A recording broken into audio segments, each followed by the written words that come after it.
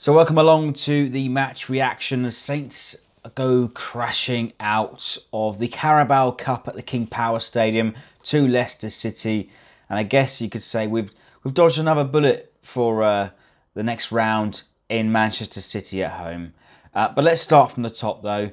Let's go step by step. And as the team was announced at 6:45 this afternoon, there were 5 changes on the team sheet from Fulham. Returns for Angus Gunn, Vestergaard, Stevens, and a debut for young Jan Valery, promoted from the under-23s. And we've also seen Obafemi give his first start in a red and white shirt.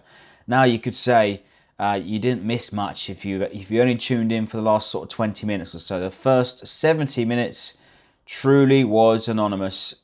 Played at a friendly pace. The fans, the crowd, could hardly be heard on the commentary. Totally flat in my opinion. But fortunately it did sort of kick to life in the last 20 minutes. And Redmond with another darting little run on the left-hand side, taking on players, giving them the shoulder, crashes the bar, and Obafemi from a yard out. You know, he's scored so many goals for the under-23s recently, like he was natural, but this one he just couldn't quite get himself sorted out. Bounces off the bar. Obafemi's totally unmarked. He just needs to get a head on it, and it's in the back of the net, but he mistimes his volley and he skews it wide. So unfortunate for the lad.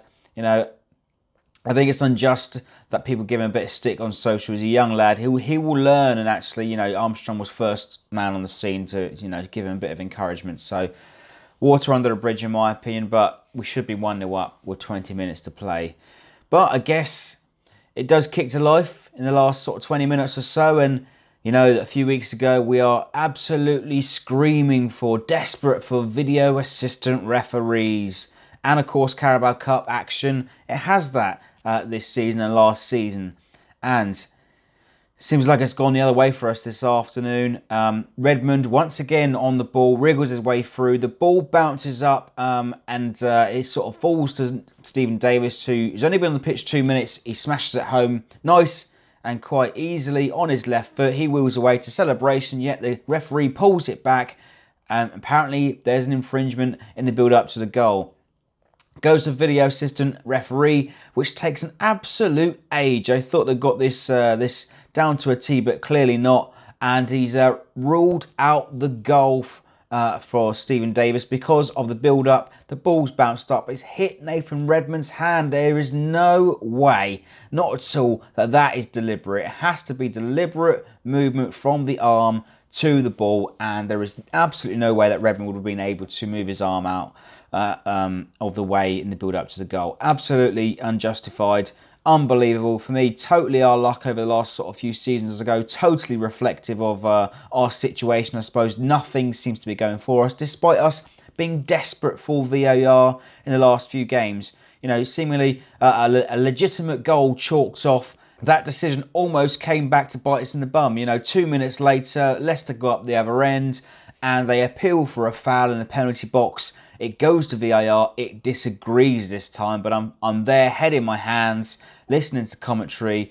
You know, seeing a couple of clips come up on Sky Sports, and you thought Leicester they could have well, you know, turned the game on its head and gone with that. But the VAR chalks out. Maybe we got away with that one, but it was hardly a brush.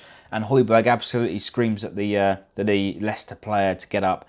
You know, it kicks into life a little bit more. Saints, we're clearly the better side in the afternoon. We're knocking around again, the ball quite nicely, taking some chances. We hit the bar later on as well. With a minute to play, we've got a free kick on the edge of the box. Gabby crashes it against our bar. And, you know, so unlucky not to progress with the final kick of the game.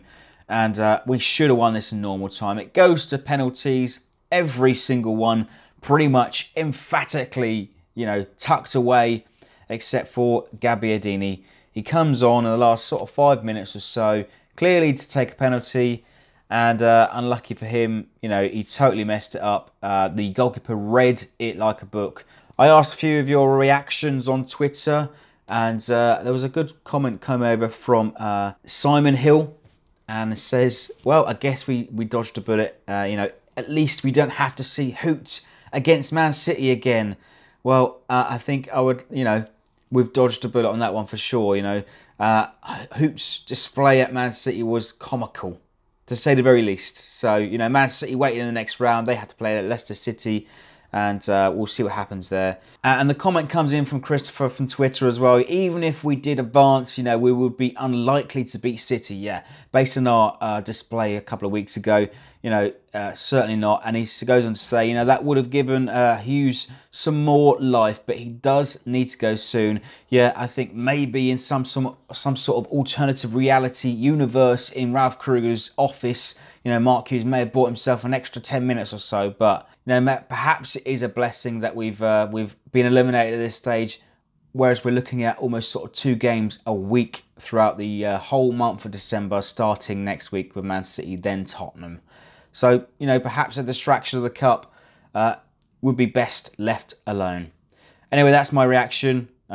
Maybe a bit longer than usual, but let us know how you think we got on at the King Power. Is it a blessing in disguise? And we'll speak to you at the weekend.